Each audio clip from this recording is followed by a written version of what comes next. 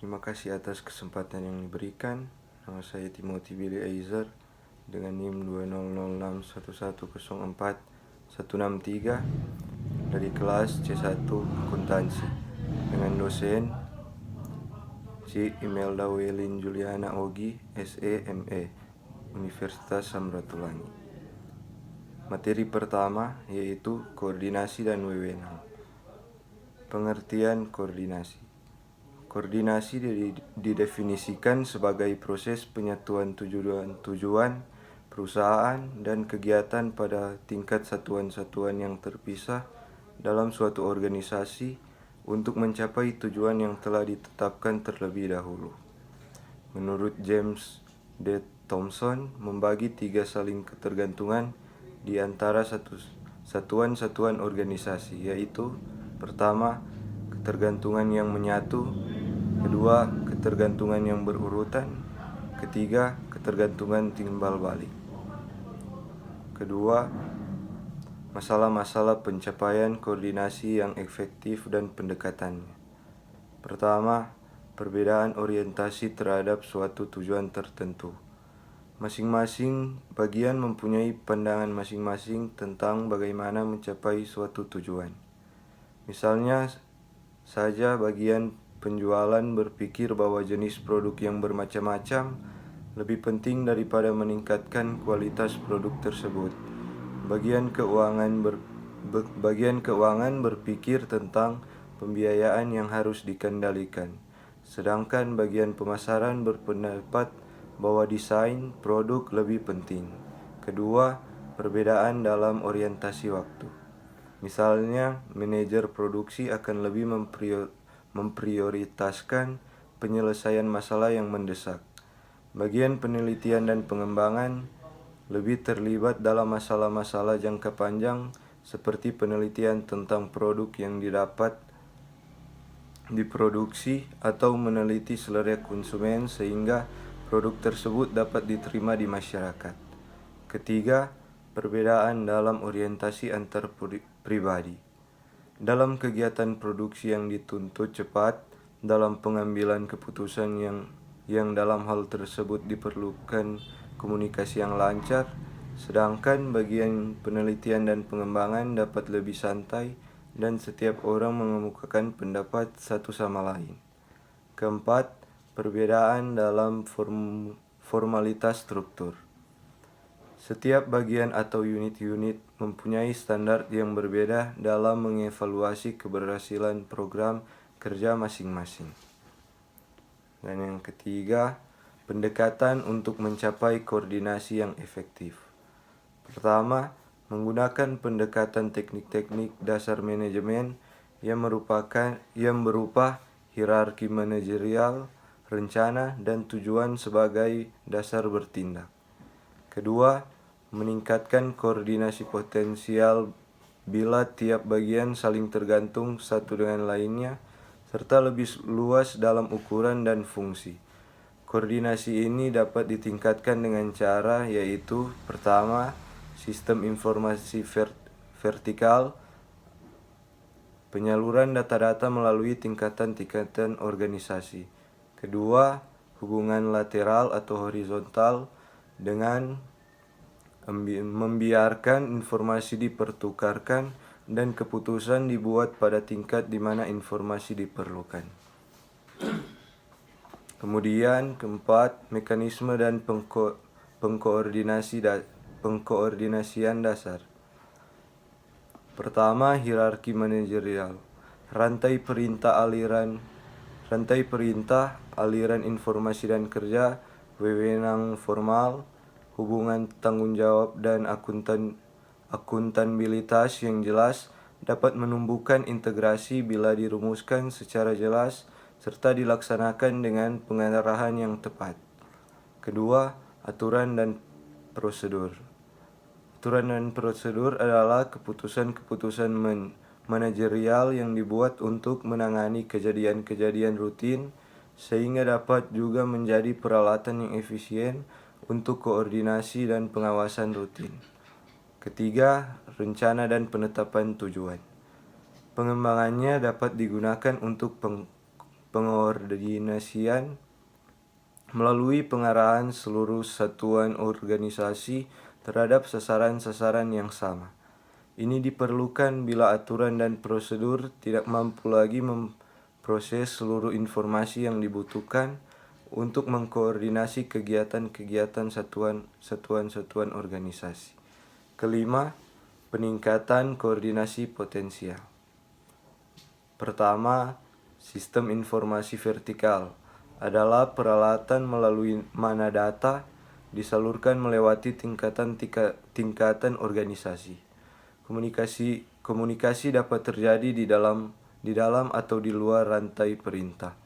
Sistem informasi manajemen telah dikembangkan dalam kegiatan-kegiatan seperti pemasaran, keuangan, produksi, dan operasi-operasi internasional untuk meningkatkan informasi yang tersedia bagi perencanaan, koordinasi, dan pengawasan. Kedua, hubungan-hubungan lateral atau horizontal. Melalui pemotongan rantai perintah, hubungan-hubungan lateral membiarkan informasi dipertukarkan dan keputusan dibuat pada tingkat hierarki di mana informasi yang dibutuhkan ada. Keenam, pengertian wewenang. Wewenang dapat diartikan sebagai hak untuk memerintah orang lain untuk melakukan atau tidak melakukan sesuatu agar tujuan dapat tercapai. Wewenang sangat berpengaruh terhadap berjalannya suatu organisasi. Ada dua pandangan yang saling berlawanan mengenai sumber wewenang, yaitu teori formal dan teori penerimaan. Yang pertama, teori formal. Wewenang merupakan anugerah, ada karena seseorang diberi, diwarisi atau dilimpahi hal tersebut. Beranggapan bahwa wewenang berasal dari tingkat masyarakat yang tinggi dan kemudian diturunkan dari tingkat ke tingkat. Jadi pandangan ini menelusuri sumber tertinggi dari wewenang ke atas sampai sumber terakhir, di mana untuk organisasi perusahaan adalah pemilik atau pemegang saham. Kedua, teori penerimaan. Wewenang timbul hanya jika dapat diterima oleh kelompok atau individu kepada siapa wewenang tersebut dijalankan. Pandangan ini menyatakan kunci dasar wewenang oleh yang dipengaruhi, bukan yang memengaruhi. Jadi wewenang tergantung pada penerima yang memutuskan untuk menerima atau menolak. Ketujuh, agar wewenang yang dimiliki oleh seseorang dapat ditaati oleh bawahan, maka diperlukan adanya, yaitu pertama, kekuasaan atau power, yaitu kemampuan untuk melakukan hak tersebut dengan cara mempengaruhi individu, kelompok, dan keputusan. Menurut jenisnya, kekuasaan dibagi menjadi dua, yaitu kekuasaan posisi dan kekuasaan pribadi. Kedua, tanggung jawab dan akuntabilitas. Tanggung jawab yaitu kewajiban untuk melakukan sesuatu yang timbul bila seorang bawahan menerima wewenang dari atasannya. Akuntabilitas yaitu penerimaan pertanggungjawaban atas pemenuhan tanggung jawab yang dilimpahkan kepadanya. Ketiga, pengaruh, yaitu transaksi di mana seseorang dibujuk oleh orang lain untuk melaksanakan suatu kegiatan sesuai dengan harapan orang yang mempengaruhi. Teori yang kedua yaitu staffing. Pengertian staffing. Staffing adalah salah satu fungsi manajemen yang melakukan penarikan, penyeleksian, pengembangan, dan penggunaan sumber daya manusia untuk pencapaian tujuan organisasi secara efektif dan efisien. Proses penyusunan personalia atau staffing proses dapat dipandang sebagai serangkaian kegiatan yang dilaksanakan terus-menerus untuk menjaga pemenuhan kebutuhan personalian organisasi dengan orang-orang yang tepat dalam posisi-posisi tepat pada waktu yang tepat. Adapun langkah-langkah dalam proses penyusunan personalia atau staffing proses sebagai berikut. Pertama, perencanaan sumber daya alam. Kedua, penarikan. Ketiga, seleksi. Keempat, pengenalan dan organisasi. Kelima, latihan dan pengembangan.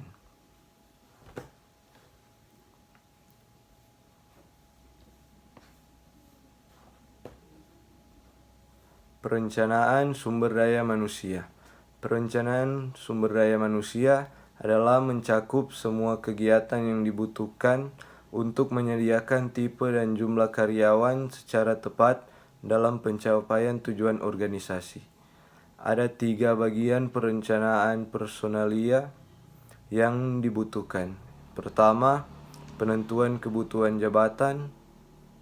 Penyusunan personalia organisasi dimulai dengan yaitu penetapan tujuan dan rencana organisasi, penentuan spesifikasi jabatan, jenis-jenis jabatan dan keterampilan yang dibutuhkan.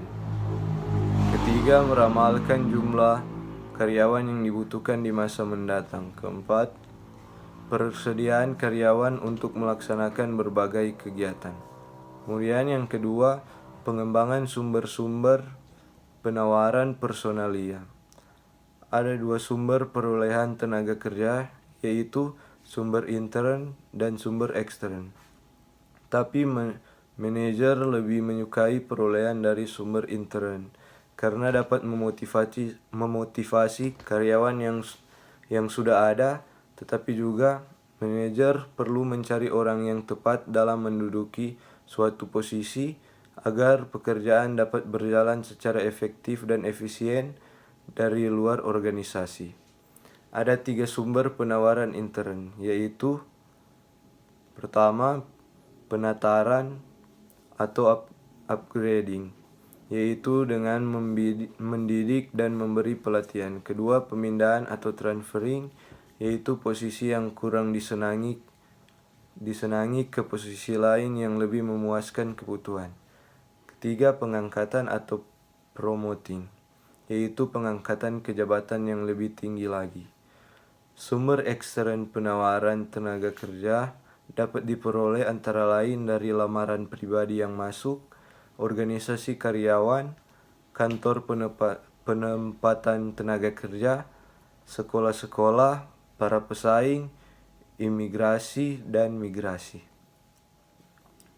Kemudian penarikan.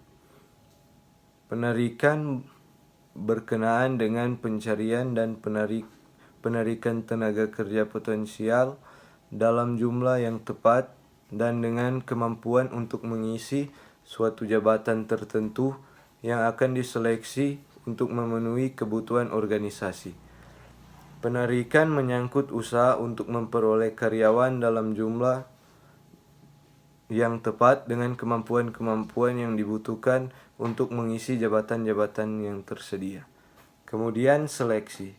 Seleksi yaitu pemilihan tenaga kerja potensial untuk menduduki suatu jabatan tertentu dari lamaran yang masuk. Adapun langkah-langkah dalam prosedur seleksi yang dapat digunakan yaitu pertama, wawancara pendahuluan. Kedua, pengumpulan data pribadi. Ketiga, pengujian. Keempat, wawancara yang lebih mendalam. Kelima, pemeriksaan referensi prestasi. Keenam, pemeriksaan kesehatan. Ketujuh, keputusan pribadi. Keempat, orientasi jabatan. Kedelapan, orientasi jabatan. Kemudian pengenalan dan orientasi. Setelah diseleksi, karyawan ditempatkan pada suatu pekerjaan dan diperkenalkan dengan organisasi melalui berbagai bentuk orientasi. Tahap orientasi merupakan kegiatan pengenalan dan penyesuaian karyawan baru dengan organisasi. Kemudian latihan dan pengembangan. Tujuan latihan dan pengembangan karyawan adalah untuk memperbaiki efektivitas kerja karyawan dan mencapai hasil-hasil kerja yang telah ditetapkan. Peningkatan efektivitas kerja dapat dilakukan dengan latihan atau training dan atau pengembangan. Materi yang ketiga yaitu motivasi. Pengertian motivasi. Motivasi berasal dari kata movere yang berarti dorongan atau menggerakkan.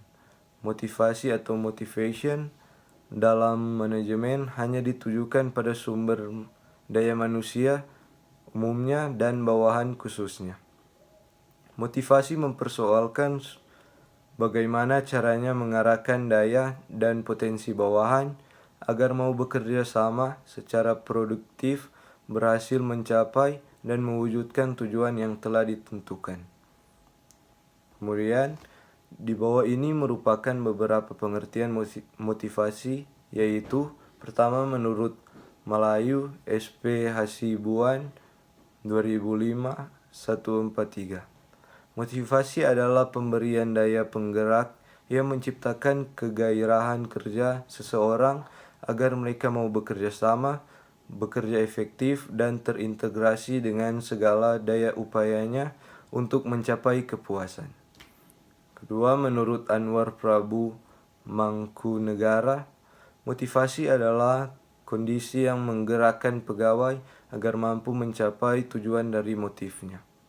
Ketiga, menurut Marihotua Effendi Haryanja, motivasi adalah faktor-faktor yang mengarahkan dan mendorong perilaku atau keinginan seseorang.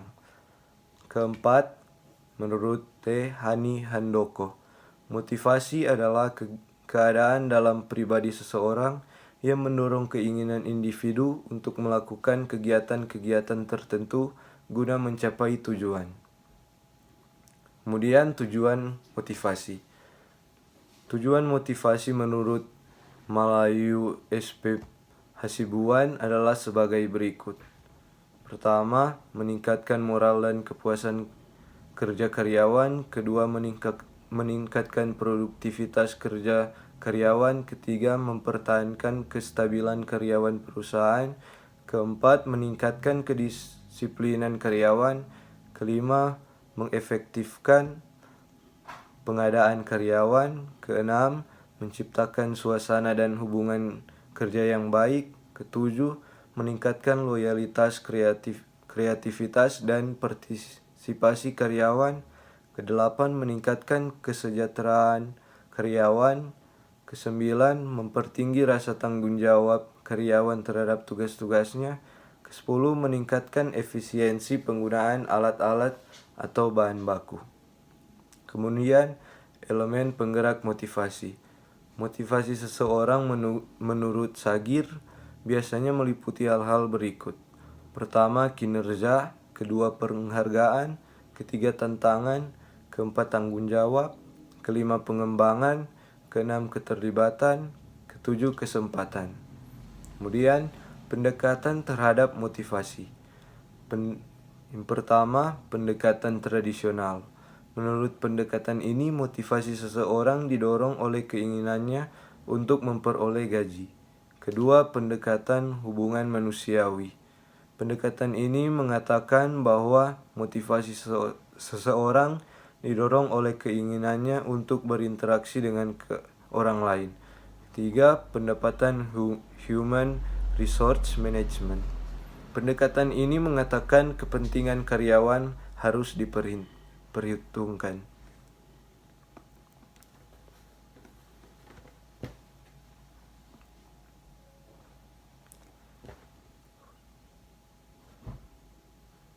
Materi yang keempat yaitu komunikasi. Pengertian komunikasi.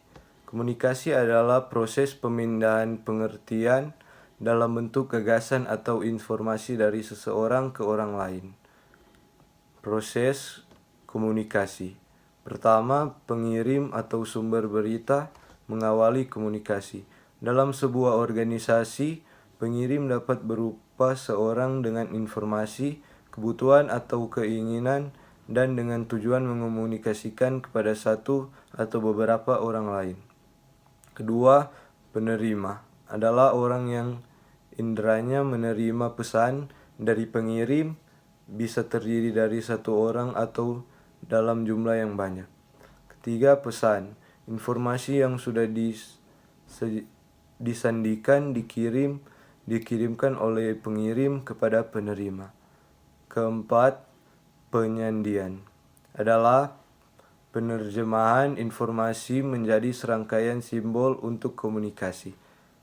Kelima, pengertian, interpretasi dan penerjemahan suatu pesan menjadi informasi yang berarti. Keenam, gangguan, segala sesuatu yang membingungkan, mengganggu, atau menyampuri komunikasi. Ketujuh, saluran, medium komunikasi formal antara seseorang pengirim dan seorang penerima. Kemudian, komunikasi organisasi. Menurut Raymond Vellesikar, ada 4 faktor yang mempengaruhi efektivitas komunikasi organisasi, yaitu pertama, saluran komunikasi formal. Mempengaruhi efektivitas komunikasi melalui 2 cara, yaitu liputan saluran formal semakin melebar sesuai perkembangan dan pertumbuhan organisasi. Kemudian, saluran komunikasi formal dapat menghambat aliran informasi antar tingkat organisasi. Kedua, struktur wewenang organisasi. Perbedaan kekuasaan dan status dalam organisasi akan menentukan pihak-pihak yang berkomunikasi dengan seseorang serta isi dan ketepatan komunikasi. Ketiga, spesialisasi jabatan. Para anggota suatu kelompok kerja yang sama akan cenderung berkomunikasi dengan istilah, tujuan, tugas, waktu, dan gaya yang sama. Keempat, pemilikan informasi. Informasi dan pengetahuan unik yang dimiliki oleh individu tertentu menyangkut pekerjaan mereka. Kemudian, hambatan organisasi. Pertama, hambatan organisasional. Terbagi atas yang pertama, tingkatan hierarki. Bila organisasi tumbuh, strukturnya berkembang akan menimbulkan berbagai masalah komunikasi, berita menjadi berkurang ketepatannya karena harus melalui beberapa jenjang organisasi. Kedua, wewenang manajerial. Banyak atasan merasa bahwa mereka tidak dapat sepenuhnya menerima berbagai masalah, kondisi atau hasil yang dapat membuat mereka tampak lemah. Banyak bawahan menghindari situasi di mana mereka harus mengungkapkan informasi yang dapat mengancam kedudukan mereka. Yang ketiga, spesialisasi. Perbedaan fungsi, kepentingan, dan istilah pekerjaan dapat membuat orang merasa bahwa mereka hidup dalam dunia berbeda. Yang keempat, hambatan antar pribadi. Yang kelima, persepsi selektif. Yang keenam, status komunikator. Yang ketujuh, keadaan membela diri. Yang kedelapan, pendengaran lemah. Yang kesembilan, ketidaktepatan bahasa. Kemudian, materi yang berikutnya itu kepemimpinan. Pengertian kepemimpinan. Kepemimpinan adalah sebuah kemampuan atau kegiatan di dalam diri seseorang untuk memimpin dan mempengaruhi orang lain dalam hal bekerja, di mana tujuannya adalah untuk mencapai target yang telah ditentukan. Sedangkan pengertian pemimpin atau leader adalah seseorang yang diberi kepercayaan sebagai ketua dalam sistem di mana di sebuah organisasi atau perusahaan. Dengan begitu, maka seorang pemimpin harus memiliki kemampuan untuk memandu dan mempengaruhi seseorang atau sekelompok orang.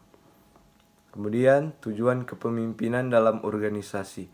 Itu yang pertama, sarana untuk mencapai tujuan. Kepemimpinan adalah sarana penting untuk mencapai tujuan.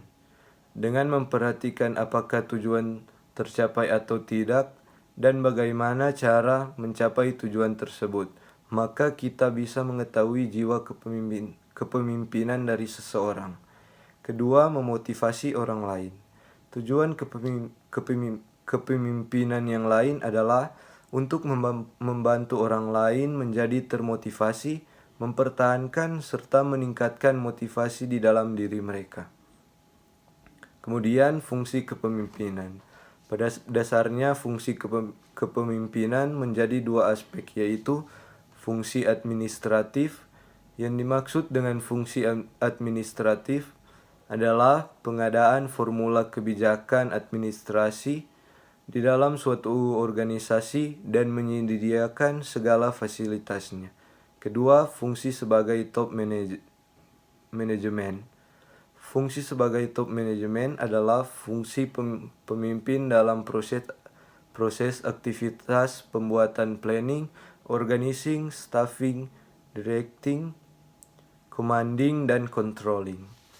Fungsi kepemimpinan menurut Hadari Nawawi dalam bukunya Kepemimpinan yang Efektif. Hadari Nawawi menyebut beberapa fungsi kepemimpinan, yaitu pertama fungsi instruktif, kedua fungsi konsultatif, ketiga fungsi partisipasi, keempat fungsi delegasi, kelima fungsi pengendalian. Contoh skill kepemimpinan dalam organisasi. Yang pertama, menginspirasi dan memotivasi. Kedua, memiliki integritas dan kejujuran tinggi. Ketiga, mempelajari dan menyelesaikan masalah. Keempat, bekerja agar hasilnya tercapai. Kelima, komunikasi yang bagus. Keenam, memiliki hubungan erat. Ketujuh, bersikap profesional. Kedelapan, memberikan strategi. Kesembilan, bersifat membangun. Kesepuluh, melakukan inovasi. Kemudian materi yang kelima yaitu pengembangan organisasi, budaya organisasi, dan manajemen konflik. Konsep pengembangan organisasi. Pengembangan organisasi muncul dikarenakan kondisi atau keadaan yang dinamis sehingga mengakibatkan organisasi melakukan perubahan dan pengembangan. Kemudian pengertian pengembangan organisasi. Menurut Robbins, sekumpulan intervensi perubahan terencana yang dibangun di atas nilai-nilai humanistik dan demokratik yang berupa memperbaiki keefektifan organisasi dan kesejahteraan karyawan. Kemudian menurut Stoner, Freeman, dan Gilbert, usaha jangka panjang yang didukung oleh manajemen puncak untuk meningkatkan proses pemecahan masalah dan pembaharuan organisasi. Kemudian tujuan pengembangan organisasi. Pertama, menciptakan keharmonisan hubungan kerja antar pemimpin dengan staf anggota organisasi. Kedua, menciptakan kemampuan memecahkan persoalan organisasi secara lebih terbuka. Ketiga, menciptakan keterbukaan dalam berkomunikasi. Keempat, merupakan semangat kerja para anggota organisasi dan kemampuan mengendalikan diri. Kemudian, pengertian budaya organisasi. Budaya berasal dari bahasa Latin, yaitu colore, yang artinya mengolah atau mengerjakan. Kemudian dalam bahasa Inggris disebut culture, yang artinya cara atau pola hidup masyarakat. Secara terminologis, budaya adalah suatu hasil dari budi dan daya, cipta karya, karsa, pikiran, dan adat istiadat manusia yang secara sadar maupun tidak dan dapat diterima sebagai suatu perilaku yang beradab. Pengertian budaya organisasi adalah nilai-nilai inti dalam organisasi yang dipegang secara intensif dan dianut bersama secara meluas anggota organisasi. Sebuah sistem bersama yang dianut oleh para anggota yang membedakan suatu organisasi dari organisasi-organisasi lainnya. Sistem bersama ini adalah sekumpulan karakteristik kunci yang dijunjung tinggi oleh organisasi. Kemudian, contoh budaya organisasi. Yang pertama, tingkat kedisiplinan. Kedua, pola kerja.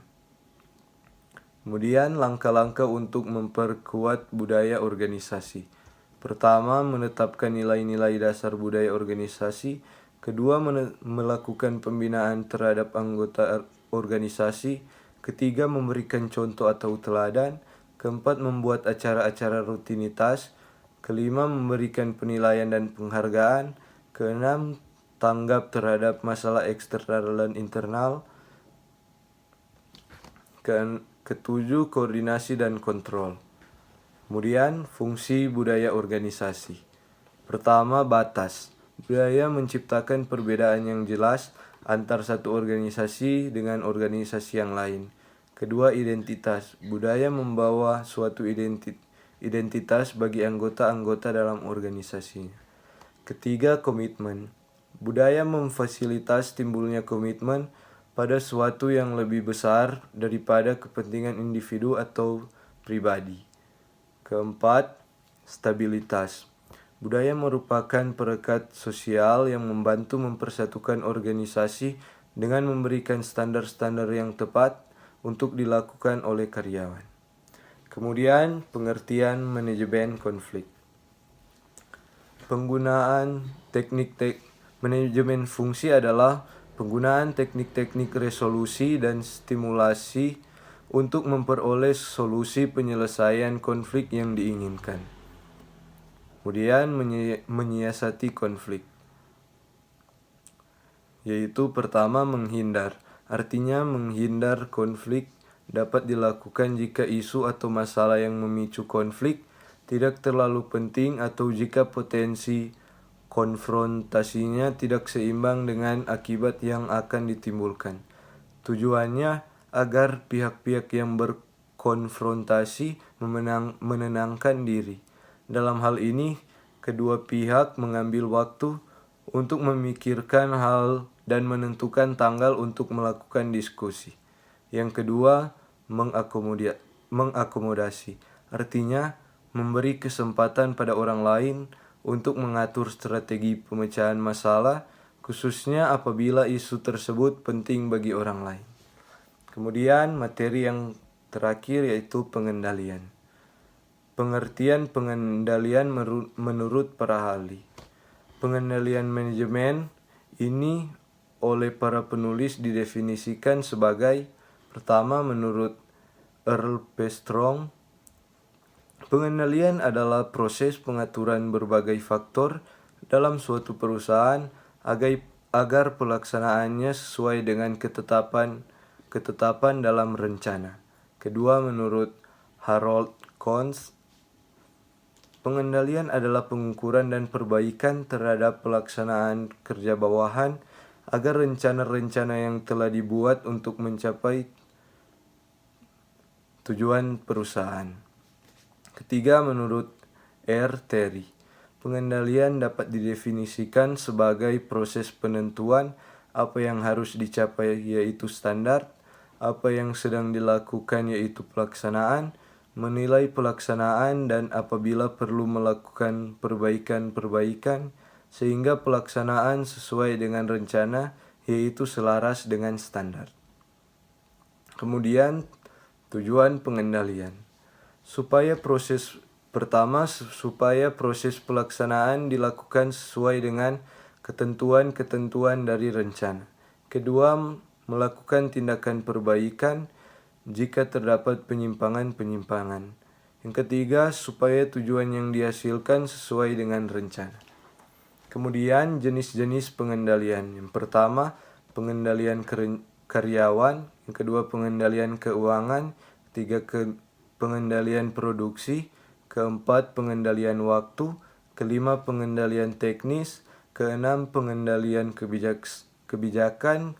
Ketujuh, pengendalian penjualan. Kedelapan, pengendalian inventaris. Kesembilan, pengendalian pemeliharaan. Kemudian, proses dan cara-cara pengendalian. Proses pengendalian dilakukan secara bertahap melalui langkah-langkah sebagai berikut. Pertama, menggunakan standar yang akan digunakan pada dasar pengendalian. Kedua, mengukur pelaksanaan atau hasil yang telah tercapai. Ketiga, membandingkan pelaksanaan atau hasil dengan standar dan menentukan penyimpangan jika ada. Keempat, melakukan tindak perbaikan jika terdapat tindak penyimpangan agar pelaksanaan dan tujuan sesuai rencana.